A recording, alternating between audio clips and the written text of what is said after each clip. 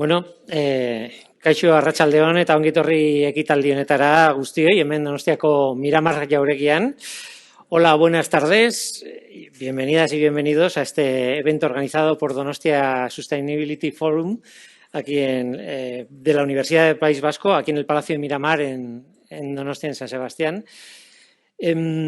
Bueno, es un placer tener el público aquí delante, pero no sois los únicos, también tenemos conexión por Zoom, vía online, y también incluso tenemos a la gente que nos está viendo a través del canal Cosmos de ETV. Gracias por atendernos, es un placer estar con vosotros. Nos hemos retrasado un poquito por unos imprevistos técnicos que ni siquiera yo sé lo que ha ocurrido muy bien, pero ya por fin estamos y os agradecemos que estéis aquí y vamos a empezar con el evento. Bueno, yo soy Guillermo Roa Zubia, los que me conocen me llaman Willy, soy químico y divulgador de Eluyar Fundazioa, de la Fundación Eluyar, que se dedica a divulgar la ciencia y temas relacionados en euskera. Y bueno, yo voy a acompañarles en esta sesión hoy, o sea que les haré un poco de guía en esta interesante sesión. El objetivo de este foro es invitar a agentes, a todos los agentes relevantes, si se puede, y compartir y difundir pues, de forma colaborativa el conocimiento científico existente, que esto es importante, con una clara vocación internacional para contribuir a la búsqueda de alternativas y soluciones de estos retos. Estos retos no sé si tienen soluciones, pero merece la pena intentarlo, buscar soluciones y las posibles vías de trabajo que haya. En concreto hoy, y en el marco de los cursos de verano de la Universidad del País Vasco, el Donostia Sustainability Forum aborda el análisis y la reflexión sobre la pasada cumbre climática que, como sabréis, pues se celebró en Dubái entre noviembre y, sobre todo, en principios de diciembre del 2023. Fueron 12, 13, creo que 14 días al final, muy intensos, pero claro, cosa que ocurre todos los años. Hay una reunión, una cumbre, y cada vez hay que mirar para atrás y analizar y reflexionar sobre lo que se ha conseguido, sobre lo que se debería haber conseguido y lo que se puede valorar. Esta cumbre de este año se trata de la COP28, sabéis que se llaman COP estas cumbres y que están numeradas. En la del 2023 es la COP28. Y la reflexión no la voy a hacer yo, ni mucho menos. La reflexión la va a hacer, para hacerla, se ha invitado a María José Sanz Sánchez, que es la ponente de la charla de hoy, que nos ha juntado aquí. Y tenemos el apoyo de la Fundación BBVA, el Departamento de Desarrollo Económico, Sostenibilidad y Medio Ambiente del Gobierno Vasco a través de IOBE, de la agencia IOBE, del Departamento de Sostenibilidad de la Diputación Foral de Guipúzcoa y, por supuesto, del Ayuntamiento de San Sebastián también. Bueno, María José Sanz Sánchez, supongo que es una figura conocida. Yo personalmente no había estado con ella todavía. Hoy le he conocido, pero le conocía sobre el papel y, desde luego, en los medios de comunicación. Es la directora científica del BC3, que es el Centro de Investigación Vasco para el Cambio Climático. Es bióloga y especialista, o en principio, en el estudio de influencia de la contaminación atmosférica en las plantas, y en los ciclos ambientales es una experta en la atmósfera y en lo que ahí ocurre.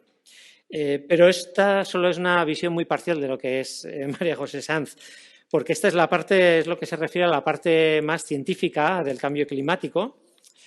En el cambio climático hay muchísimas más cosas desde el punto de vista científico también, pero bueno, pero no solo se limita al cambio, a la parte científica, sino que también trabaja con la parte política y social del problema del cambio climático. Precisamente vamos a comenzar con una exposición de ella, de la invitada, titulada COP28, resultados y claves a futuros. Luego serán como 20-25 minutos, luego tendremos un pequeño coloquio en el que también se atenderán a las preguntas que ustedes mismos pueden hacer, planteen desde el público asistente y desde el público online. Y sin más, pues ya me callo, que ya me toca callarme. María José Sánchez, directora científica del BC3. Cuando quieras, encantado de que estés aquí. Gracias, Guillermo. Bueno, pues yo había preparado una presentación que probablemente resulte un poco árida y entonces en el debate tenemos que animar un poco la conversación, ¿no? Las conferencias de las partes son reuniones regulares que se producen desde 1992, que es cuando se adoptan las 3 convenciones de Río, una de ellas la de cambio climático. La convención tiene las cumbres anuales, pero luego tiene unos órganos técnicos y de implementación que se reúnen también cada 6 meses. Una de ellas coincidiendo con la convención. Es decir, que no es un trabajo puntual de 2 semanas en diciembre o en noviembre, sino que hay un trabajo que viene continuado. Y los grupos de trabajo que representan a cada uno de los países que firman la convención o que firman sus instrumentos, que firmaron el protocolo de Kioto en su día y firmaron los acuerdos de París en su día, pues digamos que trabajan de forma continua para poner encima de la mesa sus posiciones y tener estos debates conjuntos, ¿no? ¿Qué quiero decir con esto? Que es un espacio multilateral de discusión que tiene unas implicaciones legales, es decir, y no interpretemos legales como que lo que se dice aquí un gobierno tiene una obligación tácita según su legislación de cumplir, sino que se tienen que trasladar después a lo que son las legislaciones europeas o, en su caso, de cada uno de los países que ratifica esto, ¿no? Entonces, en este contexto, ¿no?, estamos en la COP28. Yo he dividido la presentación en 3 partes, ¿no? Un poquito el contexto en el que se desarrolla esta COP en particular, los resultados que salen de las negociaciones, que quizás es la parte más árida, y cuáles son los temas más relevantes que se discutieron en esta COP en particular, y luego un poco unas pequeñas conclusiones y una pequeña mirada hacia el futuro de las próximas conferencias, ¿no? Si vamos un poco al espacio, ¿no?, que Guillermo lo ha dicho, esta es la 28. Aquí tenéis un mapa de todas las COPs que se han celebrado hasta el momento. Ha habido algunas COPs que han sido claves, ¿no? La de Río de Janeiro, que fue la de la adopción de las convenciones, y las convenciones hermanas son la de biodiversidad y la de desertificación. Luego estuvo los acuerdos de Berlín, que fueron el prólogo del instrumento del protocolo de Kioto, que es un instrumento bajo la convención, que también tiene sus reuniones que se hacen en paralelo con la COP y todavía se reúnen. Y después, en 2015, hubo el intento de hacer un nuevo acuerdo en Copenhague que falló, fracasó. Y finalmente fue en 2009 y en 2015 fue cuando finalmente el sucesor del acuerdo del protocolo de Kioto, que fueron los acuerdos de París, entró en vigor, ¿no? Bueno, se adoptó y después entró en vigor. La otra COP que para nosotros es relevante fue la que se celebró en Madrid, que fue una COP que no nos correspondía, pero para ayudar a Chile pues se hizo en Madrid. Y actualmente estamos en COPs que van de alguna manera empujando la ambición, ¿no? Y esto es un poco creo que lo veáis en esa perspectiva, la ambición en cuanto a acelerar la acción, a considerar todos los aspectos del cambio climático, como veremos. Entonces, si pasamos a un poco cuáles eran los temas pendientes, ¿no?, que venían de la COP anterior. Los temas que venían de la COP anterior era, por un lado, que se había iniciado una discusión por primera vez desde hacía un par de COPs sobre pérdidas y daños. ¿Qué son pérdidas y daños? Pues que hay países, sobre todo países en vías de desarrollo y pequeños países con economías pues poco desarrolladas, en los que lo que está ocurriendo es que ya tienen impactos y daños muy importantes. Y había estos países clamaban que de alguna manera se les tenía que pagar por estos daños porque ellos no habían sido los causantes, no habían sido los emisores históricos, ¿no? Y era un tema que siempre se atascaba, ¿no? Y hace un par de COPs, empezando en la COP de Madrid, este tema empieza a ser considerado seriamente y por fin se decide que va a haber una red técnica, que es la red de Santiago, que se adopta en Madrid, se inicia en Madrid, y luego un fondo. En la COP anterior, que fue en Egipto, se decide que debería de haber un fondo para pagar estos daños, ¿no? Y ese fondo esa discusión sobre el fondo se trae a la COP28 en los Emiratos Árabes, ¿no? Otro debate importante es el tema de la mitigación. Es decir, no estamos reduciendo lo suficiente ni con la suficiente rapidez, o sea que hay que empujar la mitigación, hay que seguir empujando para que se declare metas cada vez más ambiciosas en la reducción de gases de efecto invernadero, ¿no? De emisiones.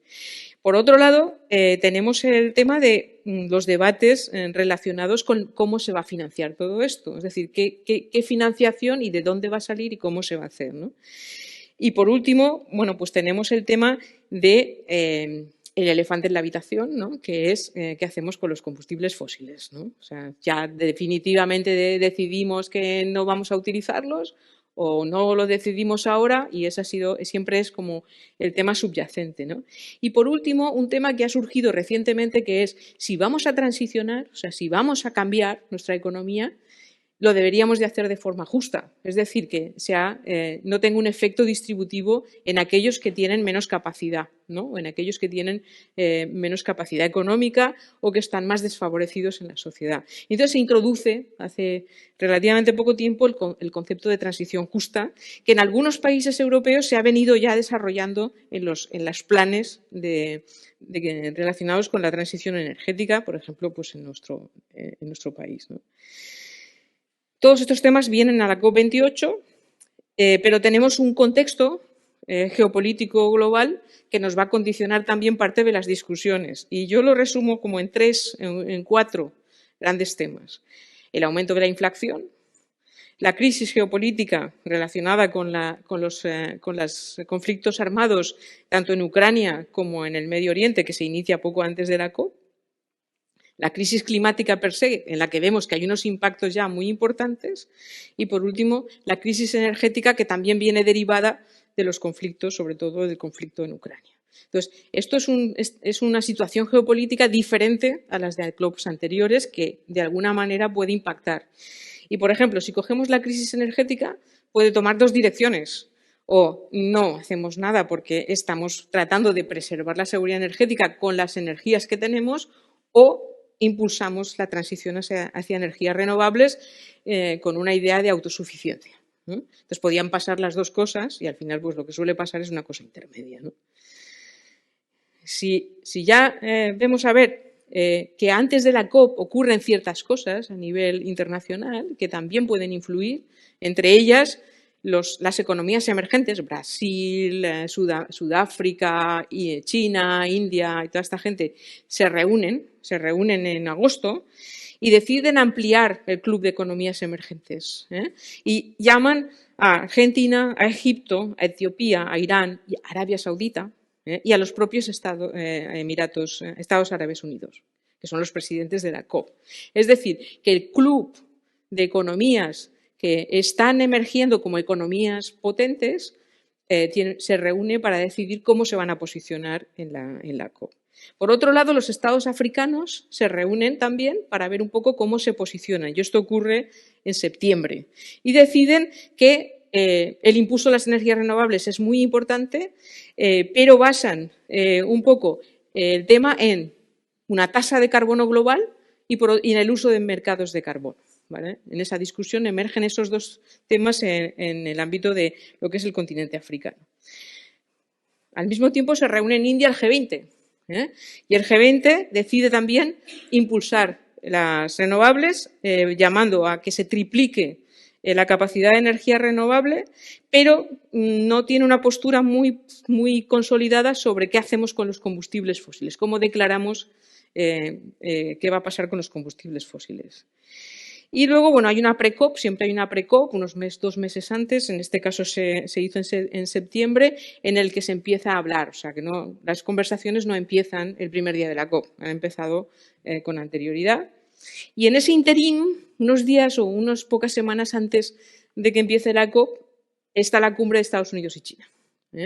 Y en ese momento ellos también deciden impulsar el tema de las renovables, hablan de triplicar, como hablábamos en el G20 o los propios economías emergentes, y introducen también el tema de que hay otros gases que no son solo el CO2. Estados Unidos tiene mucho interés en la reducción del metano y llegan a un acuerdo que de alguna manera pone en una situación más positiva las conversaciones que van a tener lugar unas semanas más tarde. ¿Cuáles son los aspectos? Y aquí vamos a ver un poco cómo la presidencia, ¿no?, de los los Emiratos Árabes Unidos enfoca la COP, ¿no? Obviamente los temas clave son el balance global, es decir, el Acuerdo de París dice que cada 5 años tenemos que hacer una evaluación del progreso colectivo y eso se llama balance global. Entonces ahí vienen un poco los propios países, vienen observadores y de alguna manera dicen, a ver, ¿cuánto hemos avanzado globalmente? Y el primero era en esta COP, ¿no? Por otro lado está el tema de pérdidas y daños que hemos visto antes, la creación de un fondo que puede impulsar muy positivamente las negociaciones y que además trae el aspecto de la adaptación en una magnitud muchísimo más importante que anteriormente. Y en ese camino está también lo que se llama el Objetivo Global de Adaptación. Es decir, es una COP que podemos llamar la COP de la adaptación, porque por primera vez se traen aspectos sustanciales y se pone la adaptación casi al mismo nivel que la mitigación, porque los impactos ya están aquí, ¿no? Por otro lado, tenemos el tema de la mitigación, o sea, eso que hablábamos antes de seguir impulsando que se acelere la reducción de gases de efecto invernadero, de las emisiones. El elemento de la transición justa que habíamos visto antes, los mercados de carbono, que siempre están flotando por ahí, porque el mercado de carbono se constituye como un mecanismo de flexibilidad en el protocolo de Kioto. El protocolo de Kioto, para dar flexibilidad, para que el que no llegara pudiera coger lo que le sobraba al otro, instaura los mecanismos de flexibilidad y entre ellos los mercados de carbono que se constituyen como un fin en sí mismo desde mi punto de vista, lo cual no necesariamente es bueno. Y el Acuerdo de París recoge los mercados de carbono en su artículo 6, ¿no? Y estas son las negociaciones que han ido peor, ¿no? En los mercados de carbono no se ha avanzado nada. Pobrecitos negociadores estuvieron allí todas las noches hasta las 5 de la mañana y no consiguieron avanzar nada, lo cual quiere decir que es un tema complejo, ¿no? Y por último está el tema de la financiación. Hay un debate que se inició el año pasado y que continuará hasta el año que viene sobre un nuevo objetivo global de financiación de los aspectos climáticos, ¿no? Bueno, pues ¿cuál es la estrategia de la presidencia? Tiene que responder a varios paradigmas, tiene que acelerar la transición energética, tiene que frenar las emisiones antes de 2030, ese es uno de los paradigmas, hay que revolucionar el tema de la financiación climática. Por otro lado, está el tema de colocar a la naturaleza, a las personas y los medios de vida como un elemento central de toda esta transición. Y por otro lado está el tema de que todos estos procesos sean más inclusivos, ¿no?, que los procesos anteriores, ¿no?, que las etapas anteriores. Y en este mare magnum de paradigmas tenemos el primer balance global, el primer esfuerzo colectivo para determinar si estamos avanzando o no. Y ahí la presidencia lo enfoca en 3 niveles. Por un lado, intenta que la negociación prospere. Por otro lado, intenta promover la agenda de acción en paralelo, con acuerdos y declaraciones en paralelo, que veremos después, y llamar a la acción a los países, ¿no? O sea, se sitúa en una postura más neutral de lo que inicialmente se pensaba que un país como este podía tener en una COP, que había mucha desconfianza, ¿no? Entonces, en esta misma estrategia, pues tiene el tema de la eliminación de los combustibles fósiles, que para los países productores de petróleo es un tema muy difícil de tratar. Tiene el tema de que las energías renovables prosperen y, por otro lado, tiene el tema de esto cómo se va a pagar. Entonces, esos son los 3 pilares de los debates que ocurrieron dentro y fuera de la convención durante esas dos semanas, ¿no? Entonces, fuera de la convención lo que ocurre es que se llegan a una serie de acuerdos paralelos que están promovidos por la presidencia y algunas alianzas, ¿no? Y hay, me lo voy a pasar porque está mejor ilustrado en la siguiente, ¿no? Si veis aquí hay 10 declaraciones sobre aspectos relevantes en las que se engarzan alianzas desde el sector privado, coaliciones de países que van desde la energía hasta la agricultura, el sistema alimentario. O sea, intenta arropar, ¿no?, las negociaciones formales con una serie de declaraciones y de alianzas en los márgenes que empujen en esa dirección. Y luego consigue que se declaren ciertos compromisos económicos, ¿no? El el que lleva un poco el liderazgo de la negociación en positivo es pues el Fondo de Pérdidas y Daños, que el primer día se adopta la decisión, cosa que no había ocurrido nunca, porque siempre se adoptan al final, y la propia presidencia pone encima de la mesa 100 millones de dólares, ¿vale? Y en ese momento todo el mundo empieza a rascarse el bolsillo, ¿eh? En ese momento todo el mundo empieza a sacar millones de los bolsillos y llegan en 2 días a 700 millones, ¿no? O sea que ese fondo que se inicia en esta COP ya tenía una capitalización que era mayor que, por ejemplo, el fondo de adaptación que lleva varios años medio funcionando, ¿no? Entonces se capitaliza el fondo de adaptación más, se hacen adiciones al fondo verde. Y aquí es interesante porque, fijaros, en el fondo de verde, que se supone, y el compromiso es que se capitalice en 100 millones por año, 100 billones, perdón, por año, en realidad estamos todavía en 3,5 billones. O sea que en la parte un poco, digamos, formal, el tema de la financiación sigue siendo escaso. Pero por otro lado tenemos que en los márgenes empiezan a movilizarse 61 billones en temas de sector financiero, 6,8 billones en energía, pero se produce un poco en los márgenes. Es decir, que están pasando cosas que no están necesariamente amparadas por la Convención, pero que están moviéndose. Y la pregunta que nos haremos al final es cómo hacer que esas cosas se muevan todas en la misma dirección en la que la Convención y el Acuerdo de París está direccionando, ¿no? Vale.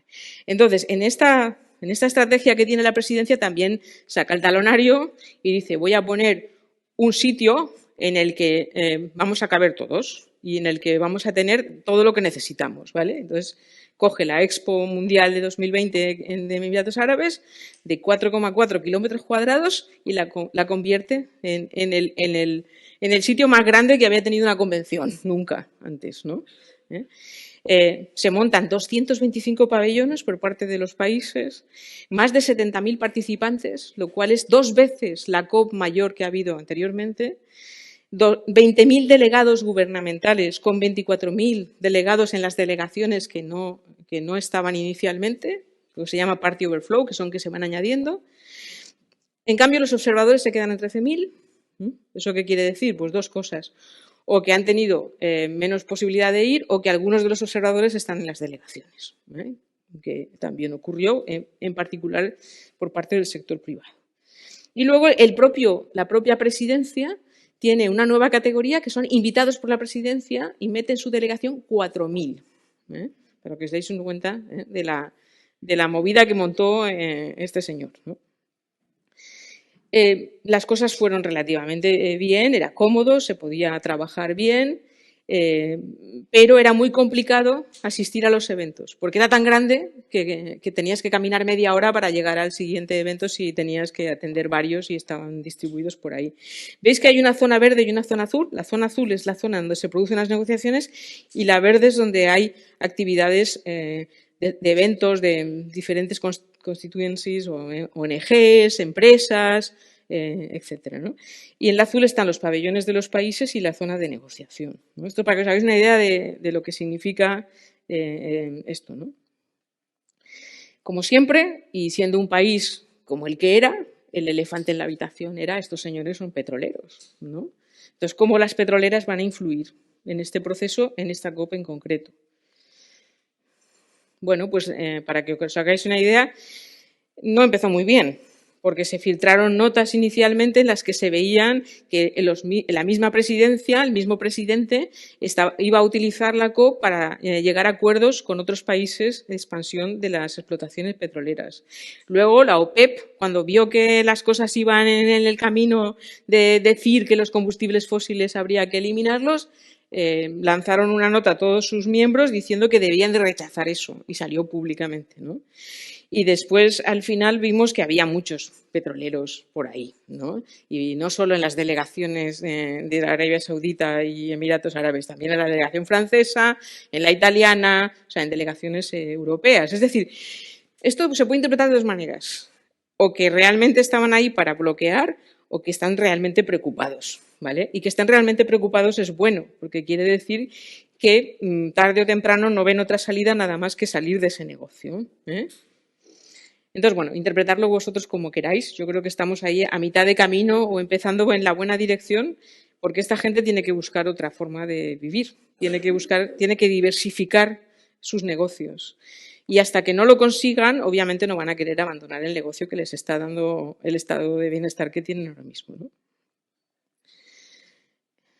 ¿Cuál fue el ambiente? Bueno, pues el sitio era muy grande, era excesivamente grande, a veces era complicado para los observadores, pero sí que es verdad que no se coartó en ningún momento que hicieran manifestaciones, incluso dentro del propio recinto, que era el temor que había, ¿no? Que se coartara la libertad de expresión por parte de las organizaciones de activistas o las propias ONG, y esto no ocurrió, con lo cual, bueno, pues más o menos hubo bastante tranquilidad en ese sentido, ¿no?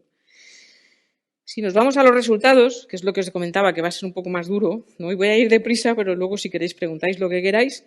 Bueno, en el balance global, mirad, en el balance global lo que se consigue básicamente es decir, vale, tenemos que eliminar los combustibles fósiles, ¿vale? O sea, phase out, pero no dice cuándo, no dice cuándo, aunque admite que habría que reducir 43% a 2030, 60% a 2035 y que fuéramos las emisiones netas fueran cero en 2050, que no quiere decir que fueran cero las emisiones absolutas, sino que lo podemos compensar con captura directa o con sumideros de carbono biológicos, ¿vale? Entonces, ese es el avance que se produce a nivel de mitigación. Entonces, se reconoce que hay combustibles de transición y se impulsa la penetración o las renovables, ¿no? Sobre todo se dice no solo renovables en cuanto a energía, sino también eficiencia energética. O sea, hay que mejorar la eficiencia energética. Solo producir más energía renovable no es suficiente, ¿no? Y después, bueno, pues se destaca que tiene que haber vínculos con los sistemas alimentarios, con la biodiversidad, se reconoce el papel de los océanos y también se habla también pues, de los ecosistemas de montaña, etcétera, ¿no? Hay una serie de reconocimientos puntuales ahí. Si nos vamos a pérdidas y daños, lo que hablábamos, el fondo, se activa el fondo, la red de Santiago, que es la red técnica que apoya a estos países, se decide dónde va a estar, porque no se había decidido hasta el momento, y se capitaliza el fondo, como decíamos, con 700 millones, se decide un poco que va a haber preferencia por parte de los países más desaventajados económicamente y las pequeñas islas van a tener preferencia para acceder a ese fondo, que eran temas que se tenían un poco en esa discusión, ¿no? Es decir, ¿vamos a poder acceder todos a pérdidas y daños o le vamos a dar preferencia a los que realmente han tenido pérdidas y daños ya y tienen más dificultades? ¿Quién va a albergar el fondo? Se decide que provisionalmente lo tenga el Banco Mundial, pero provisionalmente. O sea, habrá que decidir tras un par de años o 3 si se va a mover a otro sitio, si se va a constituir una institución en sí misma, ¿no? O sea, que es de forma interina. El siguiente punto es el objetivo global de adaptación. Llevábamos 2 años de programa de trabajo discutiendo cómo articular el objetivo, cómo medirlo, etcétera, etcétera. Entonces, ese programa de trabajo se termina aquí, se decide que se va a articular todo en torno a lo que se llama el ciclo de la adaptación, es decir, identificar los riesgos, monitorizar y luego ver un poco la parte de qué actividades de adaptación hay que hacer, etcétera, etcétera. O sea, hay una serie de pasos ahí que se establecen, no me voy a detener mucho. Hay mucha discusión sobre la financiación, cómo la financiación se puede ligar con las métricas o cómo medimos la adaptación, porque la adaptación no es fácil de medir. Se decide que se van a focalizar en temas concretos como son el agua, los alimentos, la salud, los ecosistemas, las infraestructuras, erradicar la pobreza y el patrimonio cultural. O sea que digamos que esos son los temas en los que se van a centrar esas 4 dimensiones de los pasos del ciclo de adaptación. Y se vuelve a lanzar un programa de 2 años para determinar los detalles, sobre todo los indicadores, cómo vamos a medir, ¿no? ¿Y quién va a hacer eso? Es un elemento que se discute y, de hecho, en el último plenario del panel intergubernamental de cambio climático, que son los científicos que hay detrás de todo esto, deciden que uno de sus grupos de trabajo va a hacer un informe sobre los indicadores, o sea, cómo se mide la adaptación, y eso ocurre después, ¿no? O sea que, y hay temas ahí interesantes, por ejemplo, los conceptos, ¿no? Y se habla de adaptación transformacional. Y entonces llega el momento y dice, ¿y eso qué es? ¿No? Entonces, en este programa nuevo de trabajo que hay, se decide que se va a explorar cómo definimos lo que es la adaptación transformacional. O también se debatió si se podía hablar de maladaptación o no se podía hablar de maladaptación. O sea que ahí hay una serie de puntos que se debatieron muy intensamente, que han progresado y ahora mismo estamos en la tesitura de definir cómo medimos todo eso para ver si avanzamos en esa meta global de adaptación, ¿no? Y ya tenemos otro tema que hemos hablado antes, que es la financiación. Y aquí no se avanza porque es un programa que termina el año que viene, pero sí que es verdad que sí se habla de la necesidad de una mayor movilización de financiación climático, de que los instrumentos tienen que ser variados, no podemos hablar solamente de subvenciones, tenemos que hablar de subvenciones, de inversiones, de préstamos, o sea, tenemos que hablar de una colección de instrumentos de financiación que encajen todos para poder avanzar en estas transformaciones, ¿no? Eso es un tema que yo creo que se avanzará en esta COP siguiente y que probablemente acabe en la COP 30, ¿no? Ya veremos. Y por último tenemos el tema de transición justa, que como decíamos es un tema que en esta COP se establece que efectivamente es un punto de la agenda que se tiene que tratar y que tiene que acompañar a las discusiones que haya sobre mitigación y sobre adaptación también. En mitigación, como habíamos visto antes, bueno, pues está el tema de la triplicación de la energía renovable, está el tema de la eficiencia energética y está ese lenguaje un poco más, digamos, no lo que esperaríamos en cuanto al abandono de los combustibles fósiles, ¿no? Pero es un pequeño paso, ¿no? Se produce ahí un pequeño paso. Y para finalizar, estamos aquí en el artículo 6, que es algo que nadie entiende muy bien, pero en realidad son que comercialicemos el carbono, o sea, cambiemos el carbono de manos, en resumidas cuentas. Y ahí hay tres aspectos. Lo cambiamos entre países o lo cambiamos también con instituciones. Hay tres artículos. O no utilizamos el carbono, que es el artículo 6.8, que eso lo lanzaron en París los países que tienen por constitución, como Bolivia, Venezuela y todos estos países que tienen sus constituciones prohibido comoditizar a la naturaleza. Entonces esta gente no quiere mercados, ¿no? Entonces ellos pues hablan de aproximaciones de no mercado, ¿no? Y están metidos en el artículo 6. Y de hecho lo que avanza más es precisamente esa discusión, porque las otras dos se atascan, 6.2, 6.4 se atascan, ¿no? Y no siguen avanzando. No os voy a entrar en los detalles, si alguien tiene interés, porque no tenemos mucho tiempo, la presentación estará disponible y si alguien tiene interés que me escriba, que yo le cuente un poco, ¿no? Con más detalle. Entonces, para terminar, porque ya creo que ya me están avisando, algunas reflexiones, ¿no? ¿Cuál es mi evaluación?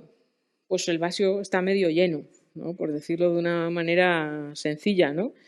Sí que hubo un éxito mayor del que se esperaba por parte de la presidencia y sobre todo con el avance del Fondo de Pérdidas y Daños, el hecho de que pusiera un país en vías de desarrollo, porque creerlo o no, los países árabes están en la sección de países en vías de desarrollo. Eso fue un hito, no había ocurrido antes y puede arrastrar a otros en el futuro. Se produce, por tanto, un avance importante en la financiación a países no incluidos en el Anexo 2, que son los países en vías de desarrollo más desfavorecidos.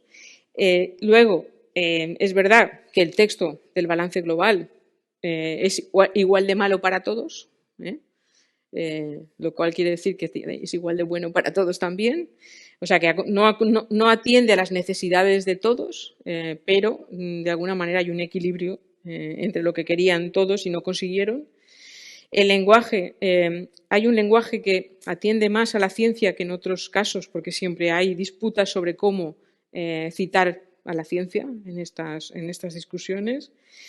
Hay un lenguaje un poco difícil en el tema de los combustibles fósiles, porque se habla de phase out, pero no se habla de completa erradicación ni cuándo, pero es un pequeño avance. Se introduce el tema de que, bueno, efectivamente los países van a tener que actualizar sus compromisos de reducción el año próximo. Van a tener que empezar a decir cuánto van a ser más ambiciosos, porque el Acuerdo de París lo que dice es: una vez usted ha dicho cuánto va a hacer, en la próxima vez que me diga cuánto va a hacer, tiene que hacer más.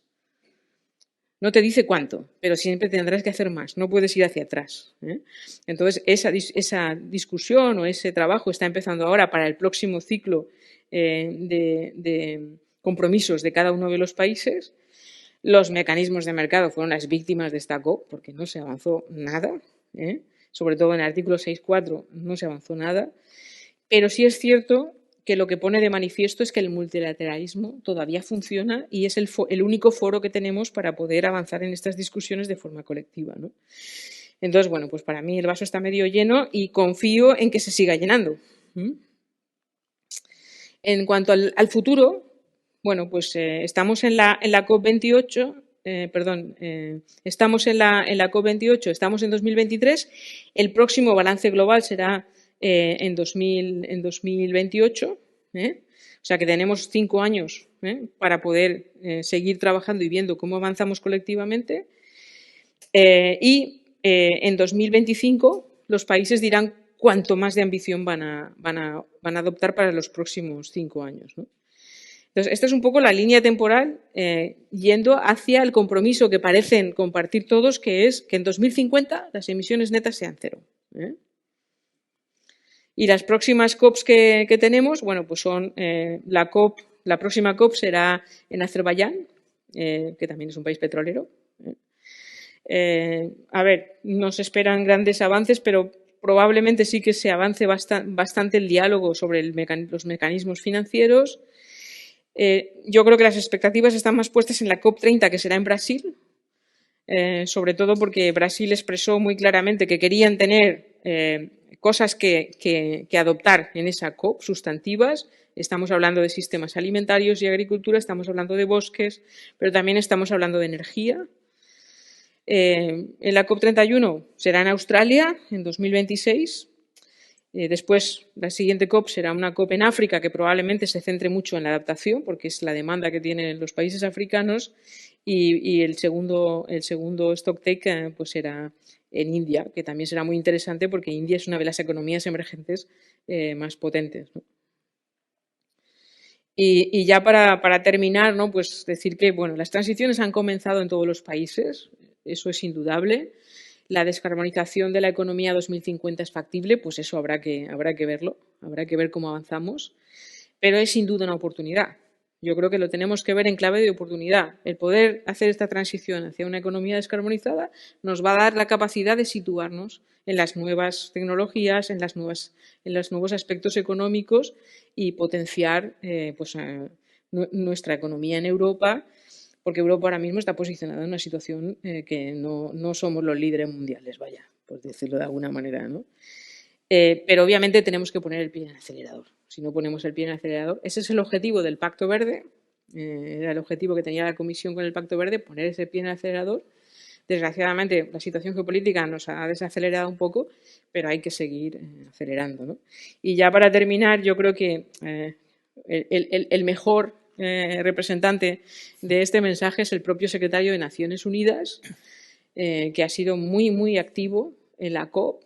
Ha estado, yo creo que, hablando muy seriamente con muchos grupos de negociación, diciendo que hay que limitar el aumento de la temperatura, que la mitigación es fundamental. Yo creo que él está impulsando mucho este aspecto, ¿no? Y con esto termino esto. Ya sé que es un poco demasiada información, pero bueno, no dudéis en preguntar y yo estoy segura que Guillermo nos va a llevar a un puerto interesante en la discusión.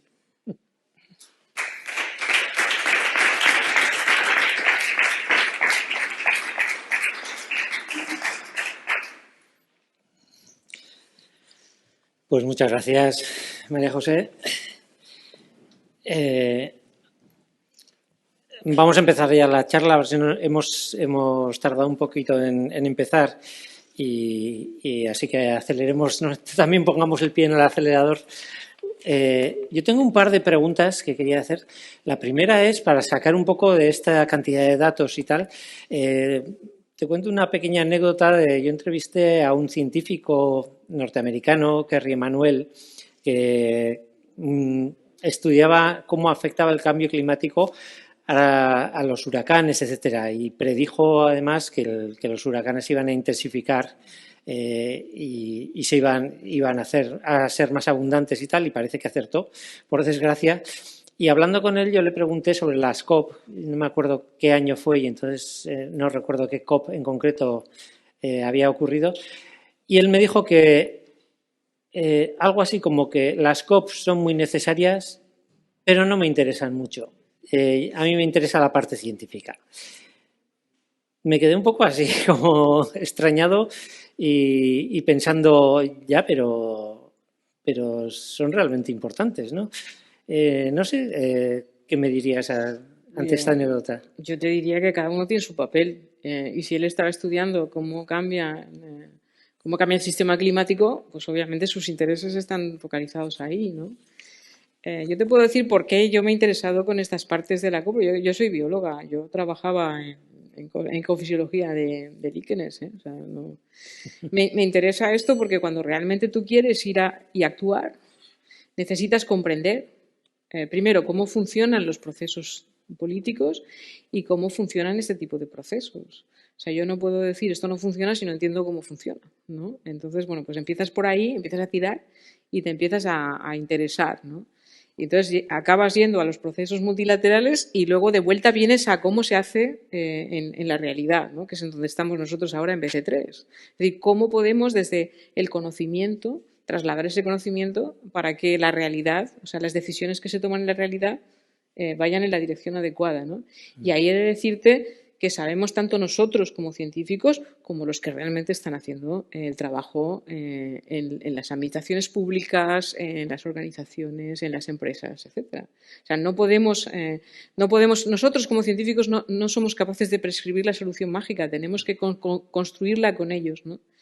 Y ahí es otro tipo de ciencias, otro tipo de científicos, otro tipo de perfil, que es tan importante como el de este hombre, que tiene que seguir estudiando cómo funciona el sistema climático porque tampoco lo entendemos completamente. Sobre todo, por ejemplo, la interacción con los océanos no se entiende del todo bien, pero sus intereses obviamente están ahí y es perfectamente legítimo. Y que diga que son importantes ya es importante, ¿no? Que te diga que son importantes quiere decir que las reconoce como algo necesario, pero no son de su propio interés, ¿no? Y luego quizá mi segunda pregunta, antes de abrir el micrófono al público, tiene que ver con hablamos de transiciones, hablamos de la eliminación, posible eliminación, el phase out, etcétera, de los combustibles fósiles. Lo que no he oído es gran cosa sobre el uso de la energía nuclear, que sé que sí se habló en el COP28. Quisiera saber si pierde fuerza o lo contrario en las... La energía nuclear siempre va a ser un comodín que va a estar ahí, ¿no? Y hay países que no están dispuestos a abandonar, ¿no? Francia obviamente no está dispuesta a decir yo voy a dejar la nuclear, ¿no? Depende mucho de los países, ¿no? Es lo mismo que la conversación sobre el hidrógeno, ¿no? Es decir, para ciertos sectores que son más intensivos en energía necesitamos un vector y ese vector es el hidrógeno y es también la manera de diversificar el negocio para que empresas que tenían una producción energética basada en el petróleo empiecen a entrar ahí, ¿no? Que está ocurriendo como algunos de vosotros probablemente habéis visto. Lo que es obvio es que un cambio radical vender un cambio radical es complejo, ¿no? Lo primero que hay que reconocer creo que es que el cambio, obviamente hubiera estado mejor si esto se hubiera reconocido hace 30 años, pero bueno, no ha ocurrido, está ocurriendo ahora, ¿no?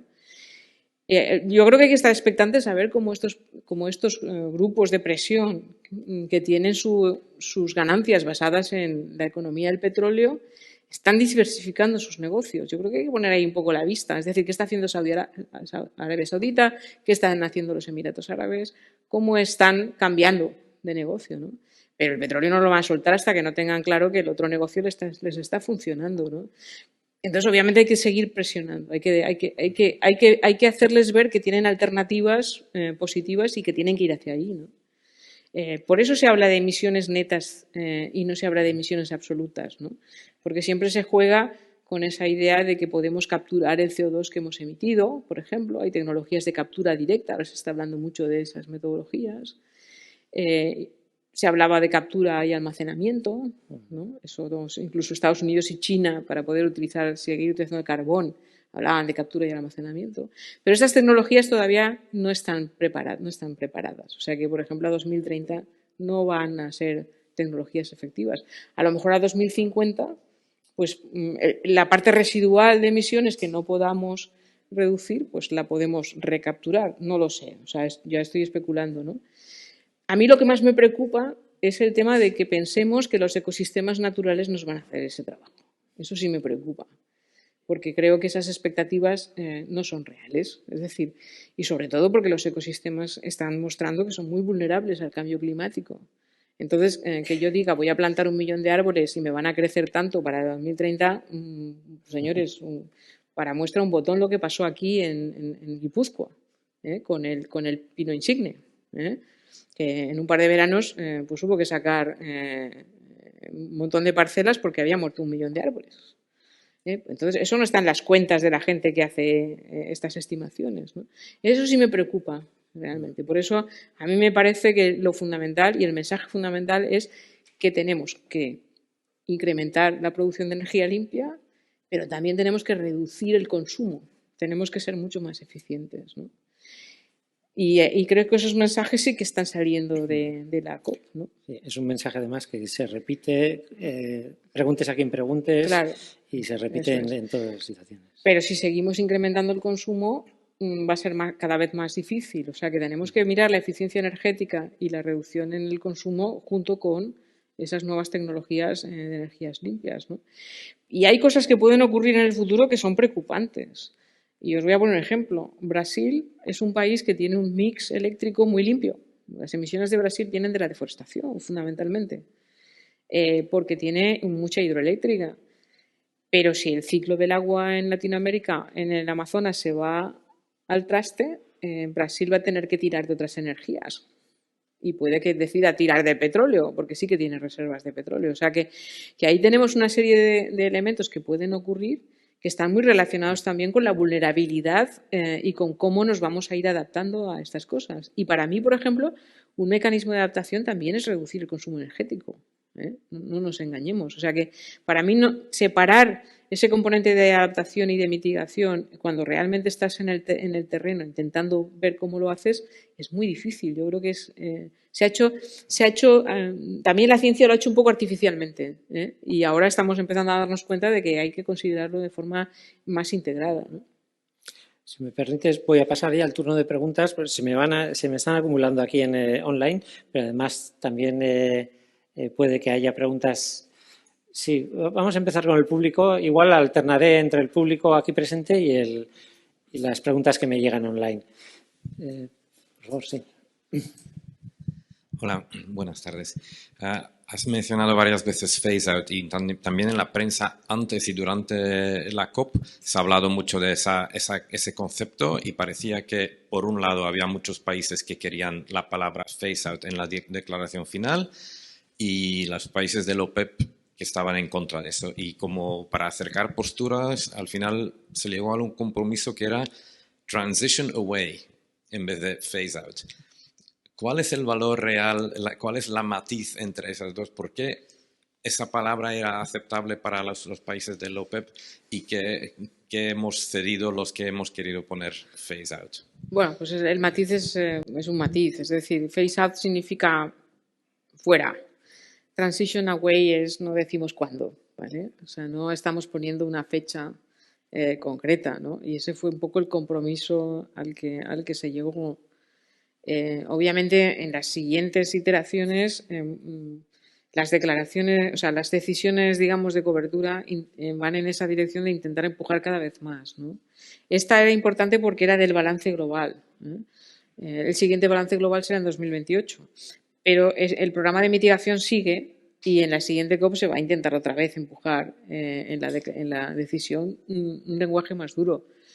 Yo creo que está muy relacionado con lo que pase alrededor, ¿no? Con cómo los negocios se vayan diversificando. También es verdad que Arabia Saudita era el país de la OPEP más descontento. Realmente no estaba muy feliz con lo que estaba haciendo su amigo de Emiratos Árabes. Eran los más descontentos. Está pasando una cosa interesante y es que las economías emergentes, yo creo que sí están dispuestas a moverse, pero no quieren que les prescriban cómo. O sea, no quieren que un proceso como este o que la ciencia les diga cómo.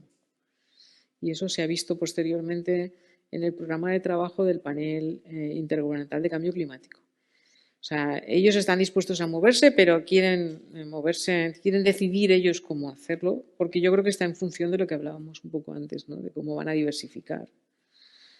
Y ese es un poco ahora el kit de la cuestión. O sea, nos estamos moviendo, el problema es cómo y cuánto de rápido. Voy a leerte dos preguntas que están relacionadas aquí en el chat que me llega. Una dice, el fondo de pérdidas y daños de 700 millones parece un grano de arena en el desierto. ¿Cuándo, cómo y cuánto se puede y debe aumentar este fondo? Sé que es la pregunta del millón, pero ¿cuál es tu opinión? Dice uno y otro, dice, ¿cómo crees que será el acuerdo de financiación en la COP29? Bueno, son dos temas diferentes, una es la financiación y otra es el... Pues no sé muy bien contestar a ninguna de las dos preguntas. Obviamente es verdad que para compensar las pérdidas y daños se va a necesitar más de 700 millones, pero el hecho de que se priorice a los países menos desarrollados es importante porque los otros países pueden autofinanciarse las pérdidas y daños. Y yo creo que es un buen comienzo, pero obviamente tenemos que observar que esto se siga capitalizando y que siga incrementándose la cantidad de dinero que fluye ahí. Pero no solo la que fluye ahí, también la que fluye al Fondo Verde, que es el fondo que se va a dedicar para financiar las transformaciones de los países en vías de desarrollo. Entonces, un poco tiene que fluir el dinero aquí, pero tiene que fluir también en la parte de transformaciones, porque estos países que tienen pérdidas también se tienen que transformar y porque tenemos que asegurarnos de que las economías emergentes también se transformen, ¿no? Aunque ellos tengan más capacidad que ellos. O sea que, y ahí eso se relaciona con la otra pregunta, es decir, ¿qué va a pasar? No, yo creo que lo que va a pasar, o por donde van a ir los tiros, es en que ahora mismo toda la financiación, el imaginario de la financiación es deme usted dinero, ¿no? Deme una subvención, ¿no? O sea, yo no tengo que devolver nada. Mientras que en el Fondo Verde, por ejemplo, ya se articula en base a préstamos, o sea, en base a una arquitectura financiera un poco más compleja y en base a incentivar las inversiones del sector privado también, ¿no? Entonces yo creo que este objetivo colectivo va a tener que involucrar de alguna manera también el cómo el sector privado va a tener que incentivar estas transformaciones. O sea que va a haber algo más de complejidad que el simple hecho de, bueno, ¿dónde está el dinero? ¿No? Sino que está más dirigido, yo creo que a eso, a marcos más complejos, ¿no? Pero no soy economista, no te sé decir exactamente hacia dónde va a ir. Pero los que estén interesados creo que es interesante observar, ¿no? Y están los documentos del Comité de Transición que son interesantes de leer, que los podéis bajar de la web. Bueno, déjame decirte que en el chat también hay comentarios del tipo muy interesante. Le agradezco a María José Sanz su presentación, etcétera. Que no todos son preguntas, que también hay. Pasemos a una. ¿Hay alguna pregunta más aquí en el público? Sí. Atxaldeon, eskerrik asko. Cuando hablamos de consumo energético y la descarbonización, claro, a mí, o sea, lo que me viene primero es el transporte, ¿no? Porque donde se consume mucha energía y donde hoy en día se utilizan las energías, ¿cómo es? Erregai fosilak, Combustibles fósiles. Sí, combustibles fósiles, pues muchos en el transporte, luego industria y etcétera, ¿no? Entonces, ¿qué se plantea en cuanto a transporte en el sistema global, ¿no? Porque ahí además, bueno, vemos que hay cada vez más infraestructuras que se construyen, etcétera. Entonces, ahí, ¿qué es lo que se plantea? O sea, en cuanto a ese intercambio de materiales entre diferentes países, etcétera. Me has tocado muchos temas, porque efectivamente, o sea, todo esto empieza con la transición energética. Es decir, lo primero que queremos es cambiar el modelo de producción de energía, ¿no?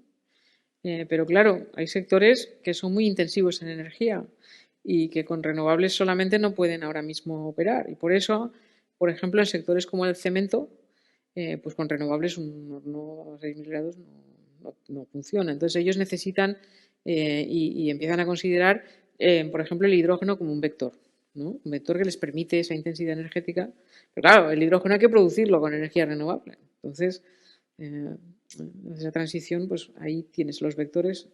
Por eso algunos no quieren abandonar la nuclear, en fin, ese tipo de cosas, ¿no? El comercio internacional es otro tema importante. De hecho, las discusiones sobre si este tipo de procesos podían afectar al comercio internacional siempre ha sido un tema que hay países que han bloqueado sistemáticamente algunas de las negociaciones porque veían que podía tener implicaciones en el comercio internacional. Entonces, todo esto forma parte de las transiciones. Y te voy a poner un ejemplo. Europa, por ejemplo, está intentando en el Pacto Verde poner una tasa de carbono a la entrada de productos que generen emisiones. Esto ha creado una revolución en los terceros países, y ha afectado a las discusiones sobre comercio internacional. O sea que al final todo está relacionado. Tú no puedes hablar de cambio climático y de transiciones energéticas sin tener en cuenta que eso puede tener unas implicaciones en el comercio internacional. Ahora mismo hemos hablado de que esas transiciones tienen que ser justas. O sea que al final realmente de lo que estamos hablando es de sostenibilidad. Estamos hablando de una economía más sostenible, más amable con el planeta y más amable con la propia sociedad, ¿no? O sea, que esto te lleva a una conversación mucho más amplia que la conversación que hemos tenido hasta ahora sobre cambio climático. Y eso es bueno porque indica que efectivamente estamos pensando y estamos empezando a activar mecanismos para el cambio. Pero eso no es fácil, ¿no? Entonces hay gente que habla de decrecimiento, hay gente que habla... Y al final... yo creo que lo que hay que evitar son las confrontaciones, los conflictos. Hay que seguir con un diálogo, ¿no? Y la pregunta que yo me hago todos los días, por ejemplo, es ¿necesito yo toda la energía que consumo? ¿Necesito todos los materiales que utilizan las cosas que compro? También está, por ejemplo, ahora mismo el debate sobre la economía circular, ¿no? Yo que soy más mayor que muchos de vosotros, pues la economía antes era más circular. En algún momento hemos tenido un momento en el que la economía se ha abierto y los ciclos energéticos son abiertos. En la agricultura pasaba lo mismo. La agricultura antes tenía un ciclo energético más cerrado, ahora lo tiene más abierto. Entonces, bueno, pues todo esto hay que repensarlo en clave. El cambio climático es una oportunidad para repensar todo esto. Desde mi punto de vista, y sin ser economista y sin tener soluciones mágicas, ni siquiera muchas de las soluciones. Plantean por aquí, por un lado, ¿qué papel jugó España en esta COP? ¿Llevó alguna propuesta interesante? Esta pregunta. Y te leo también la siguiente. Biden ha parado la concesión de permisos a 17 plantas de gas natural licuado y Arabia Saudí ha paralizado las obras para seguir aumentando su extracción anual de petróleo. ¿Puede ser que tras la COP28 de verdad esté comenzando el fin de la era de los combustibles fósiles? Bueno, ya sé que son dos preguntas muy diferentes, pero lo siento. A ver, España en esta COP era la presidencia de la Unión Europea. La Unión Europea negocia colectivamente, es decir, España no negocia como España. España y los países de la Unión Europea negocian con una posición conjunta. En este caso, España jugó un papel porque era la presidencia europea y, por tanto, era la voz de Europa en los foros, ¿no? Y en las posiciones. Tuvimos un papel relevante pues porque nuestro papel era que los europeos se coordinaran y que las discrepancias dentro de la propia Unión Europea entre los Estados miembros se limaran y que las posiciones conjuntas se trasladaran correctamente. Ese fue un poco el papel de España en este caso, que será el papel que tendrá la próxima presidencia europea en la próxima COP, ¿no? Yo creo que, y no es porque nos conocemos desde hace muchos años, pero yo creo que la ministra de Transición Ecológica es una persona que tiene habilidades para este tipo de ejercicios multilaterales, y ella jugó un papel importante en coordinar a los otros ministros durante el tramo ministerial para que Europa mostrara unas posiciones unidas, ¿no? Unificadas, porque Europa tiene sus discrepancias, ¿no? No tiene la misma visión Polonia que la tiene Suecia o que la tiene. Y eso hay que limarlo en las negociaciones. De hecho, en estas negociaciones siempre hay una negociación de la Unión Europea en sí misma, y luego esa posición se traslada a lo que es la negociación multilateral, ¿no? Entonces, ese es un poco el papel que jugó España. Lo otro, pues oye, ojalá, ¿no? O sea, ojalá sea verdad, ¿no? Mi impresión es que hay cierta desesperación, o sea, porque se ve que no se puede evitar. Entonces, yo creo que estos países tienen esa desesperación de decir cómo nos movemos, cómo nos posicionamos, porque nos va a venir el toro y no estaremos preparados. Entonces, bueno, pues ojalá que eso sea así, pero hay que estar vigilantes, porque, bueno, pues pueden ocurrir cosas que nos desvíen de esto, ¿no? Como hablábamos antes, es decir, cuando ocurre en la guerra de Ucrania, puede tomar dos direcciones: o nos vamos a renovables o decidimos que nos parapetamos y que aquí nos agarramos al gas y al carbón, porque el gas no viene de Rusia y yo tengo carbón, que es lo que tiene Alemania, ¿no? Entonces pueden pasar cosas diferentes. Hay que estar vigilantes y hay que ser analíticos en ver un poco cómo se están moviendo las posiciones de estos países, ¿no? ¿Alguna pregunta aquí? Sí. Buenas tardes. Vamos a ver. Has transmitido en las conclusiones que el texto final acordado es malo, que no satisface muchas de las necesidades. Has comentado también que, por otro lado, ya se sabe que, por otro lado, los acuerdos y protocolos que se adoptan vemos que finalmente no se cumplen. Realmente se queda todo en un marco teórico con un coste inmenso. Has hablado antes de 100.000 participantes. Entonces, la pregunta es, ¿la realización de estas COP no son sino un camuflaje de poderes económicos para seguir manejando los hilos del futuro económico? Bueno, si yo pensara eso, primero no participaría, pero yo creo que si no hubieran existido estas COPs, hoy no estaríamos donde estamos. Es decir, hoy no estaríamos hablando de transition away, hoy no estarían diversificando sus economías los países productores de petróleo, hoy no estaríamos hablando de que los impactos son un hecho y hay que moverse y tenemos que alinear nuestras políticas climáticas con nuestras políticas generales. Si no hubieran estos procesos, eso no hubiera ocurrido. Entonces, que no se cumplen relativamente, el protocolo de Kioto se cumplió. El protocolo de Kioto se cumplió. El 8% se redujo como se había estipulado en el protocolo de Kioto. ¿Que eso no fuera lo suficientemente ambicioso? Yo no digo que no, pero el protocolo se cumplió. Los acuerdos de París de momento se están cumpliendo. Los países están indicando cuáles son sus ambiciones y vamos a ver, pero en la siguiente iteración estoy segura de que más o menos ellos van a incrementar su ambición. O sea que no, los acuerdos no se han incumplido. Se han incumplido algunas cosas, por ejemplo, lo único que a mí me parece flagrante que sí que se ha incumplido es el compromiso de poner el dinero encima de la mesa. O sea, el compromiso de capitalizar el Fondo Verde con 100 billones anuales. Eso no se ha cumplido. Porque eso, bueno, habrá que ver. Ahora estamos diciendo que lo vamos a hacer a 2030. Vamos a ver. Pero los compromisos de reducción hasta el momento se han cumplido todos, los que se han estipulado en estos procesos. Si no hay un espacio de diálogo para que colectivamente todos los países del mundo hablen, esto no se habla. Y si no se habla, no se mueve. Así de claro. Este proceso, esta convención es la única que ha movilizado cosas. La convención de desertificación no ha conseguido gran cosa. La de biodiversidad va dándole vueltas a las cosas, ¿vale? Pero esta tiene unas implicaciones económicas que se están reconociendo y se está moviendo. Las transiciones han empezado. Que la ciencia ha ido descubriendo que la cosa era más grave de lo que parecía al principio. Eso es verdad, por eso estamos acelerando y por eso estamos diciendo que es urgente. Pero la ciencia, hace 3 ciclos del IPCC, no decía lo que dice ahora, porque no sabía lo que sabe ahora. No sabíamos del sistema climático lo que sabemos ahora. O sea que aquí tenemos que tener en cuenta que hay un proceso, por un lado, de la ciencia que avanza y se da cuenta de la gravedad del problema, que no lo decía en el año 94, 95, y por eso la reducción era de 8% en el protocolo de Kioto, y ahora nos damos cuenta de que la cosa, en el protocolo de Kioto, ahí hay una cosa que yo creo que hay que aclarar. En el protocolo de Kioto no había obligación de reducción de emisiones de los países en vías de desarrollo. China no tenía que reducir las emisiones.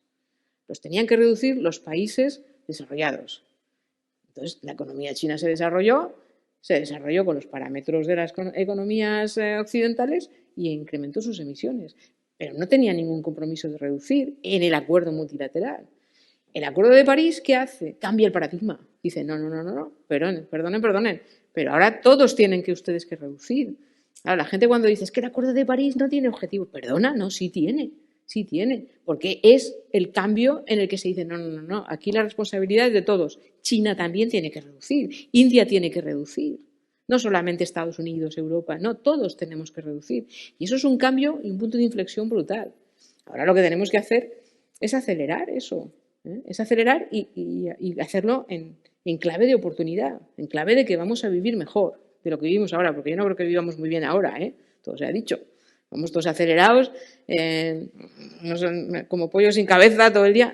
No, a lo mejor es una oportunidad para redefinir qué estado de bienestar queremos, en el que haya una distribución de los recursos mejor y en el que haya unas transiciones que sean justas, ¿no? Que es de lo que se está hablando ahora. Es que yo creo que aquí no se puede simplificar, incumplirse no se ha incumplido nada. O sea, nada que estuviera escrito en el papel como una decisión legal no se ha incumplido. Lo que pasa es que nos hemos dado cuenta de que no era suficiente, pero también porque hemos avanzado en el conocimiento que tenemos. Si usted se lee el informe del IPCC del 3er ciclo, no dice ni una cuarta parte de lo que dice ahora, porque no lo sabíamos entonces. Bueno, en vista de la hora, no sé si tenemos tiempo para una última pregunta. Sí.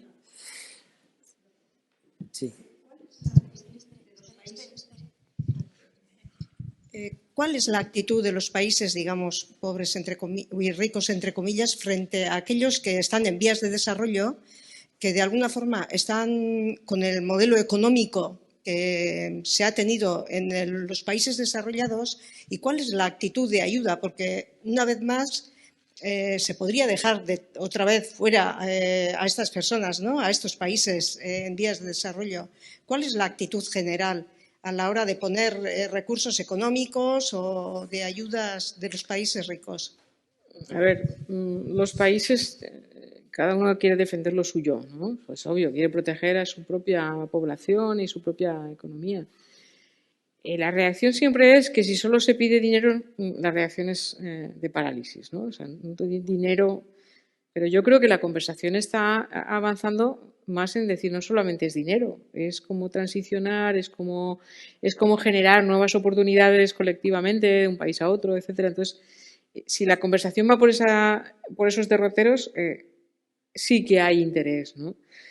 Pero claro, siempre hay que tener en cuenta que muchas veces las ayudas a los países en vías de desarrollo, sobre todo aquellos que están más desfavorecidos, y aquí África es un ejemplo, los países africanos son un ejemplo bastante importante, siempre tiene otros intereses, ¿no? O sea, en el caso de África hay unos intereses muy claros de extracción de recursos que son fundamentales para algunas nuevas tecnologías, Entonces, bueno, pues siempre va a haber un componente ahí, una agenda, ¿no? De que la cooperación se va a hacer, pero siempre en base de que haya una contrapartida, ¿no? Y en estos foros, cuando solo se habla de pedir dinero, o sea, cuando los países en vías de desarrollo solo dicen queremos más, los países desarrollados no se establece una conversación amable, ¿no? Pero yo creo que si se establece en términos de transicionar, de cambiar un poco la dinámica económica, los flujos de comercio y tal, pues entonces se puede establecer una más amable. Pero sí que es verdad que hay regiones como África, que están más dejadas de la mano de Dios, o sea, por decirlo de alguna manera amable, ¿no? En cambio, pues si uno se va a Asia, pues las economías asiáticas tienen más poder, más capacidad, no solo porque tengan a China, sino también en el sudeste asiático hay bastante más potencial económico. Por ejemplo, Indonesia o Tailandia son economías más potentes. Pero el problema más grave, los más problemáticos en ese sentido, siempre son los países africanos, ¿no? Latinoamérica también tiene más capacidad, tiene más potencia, pero África, desgraciadamente, normalmente siempre se quedan. Y por eso ellos siempre van más a temas de adaptación. O sea, ellos reivindican más los temas de adaptación, o sea, de recibir apoyo para poder adaptarse, ¿no? Porque también sus economías muchas veces están basadas más en la agricultura o en procesos extractivos, o sea, no son economías industrializadas, entonces tienen más problemas, ¿no? Pero a estos niveles multilaterales las conversaciones son muy simples. Yo creo que al final hay que bajar al suelo, al terreno, para tener conversaciones más complejas de cómo se desarrolla eso, ¿no?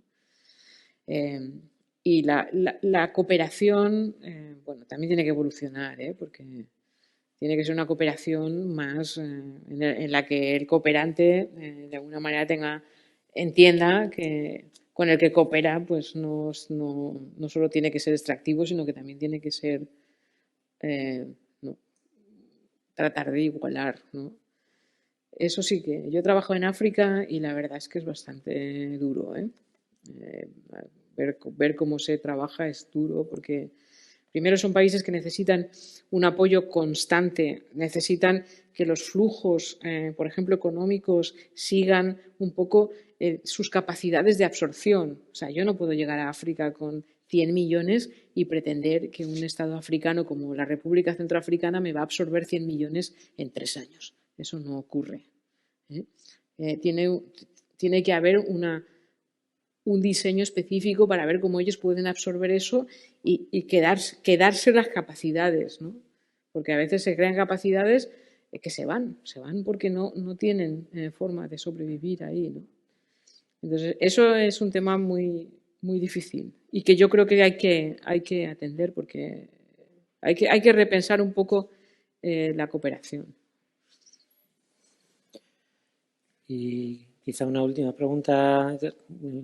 Entre lo que hay aquí, elegiría igual, ¿se han tomado acuerdos relacionados con la necesidad de conservar la biodiversidad o de la vinculación de esta conservación y el cambio climático? Bueno, lo he comentado antes, ¿no? Sí que se hace mención a la importancia de la biodiversidad. Pero la biodiversidad se trata en otra convención, que es la Convención de Biodiversidad. Y vincular las dos convenciones siempre ha sido problemático. Yo creo que ahí hay unos discursos que están emergiendo, que son poner en valor los intangibles naturales, ¿no? Pues con temas como utilizar el concepto de servicios ecosistémicos, cuentas de capital natural, que lo que nos permiten es poner esos intangibles, esos servicios que nos provee la naturaleza, incluyendo el que exista biodiversidad, y de alguna manera integrarlos, ¿no? en cómo diseñamos la economía, en nuestros presupuestos, etc. Pero siempre va a ser difícil introducir muy, muy a fondo conceptos de biodiversidad en esta convención, porque existe otra convención que trata de estos temas y nunca ha habido demasiada sintonía, ¿no? Empieza a haberla ahora, ¿no? Pero siempre ha sido difícil el tratar esos temas. Se aborda desde el tema de las soluciones basadas en la naturaleza ahora mismo. En el cambio climático se habla de soluciones basadas en la naturaleza y se habla de que estas soluciones respeten la biodiversidad, respeten los servicios ecosistémicos, etcétera, y es una forma indirecta de introducir el concepto de biodiversidad. Pero la biodiversidad también nos incluye a nosotros, incluye el conocimiento local, los pueblos indígenas, etcétera, ¿no? Y esos temas sí que surgen recurrentemente en las discusiones, ¿no? Se habla de que se respete el conocimiento tradicional, o sea, que yo no llegue a un sitio en el que hay un conocimiento tradicional, lo ignore y les traiga lo que yo sé porque es mejor, porque yo lo pienso, ¿no? Esos temas sí salen y sí que se tratan, ¿no? pues ya lo dejamos aquí. A la hora no hemos podido hacer todas las preguntas, pero yo creo que tenemos un buen panorama. Pues nada, María José, siempre digo Jesús, María José Sanz Sánchez, muchas gracias por la presentación y gracias por las respuestas de las preguntas, que creo que ha sido muy interesante, y gracias a todos por asistir. Gracias.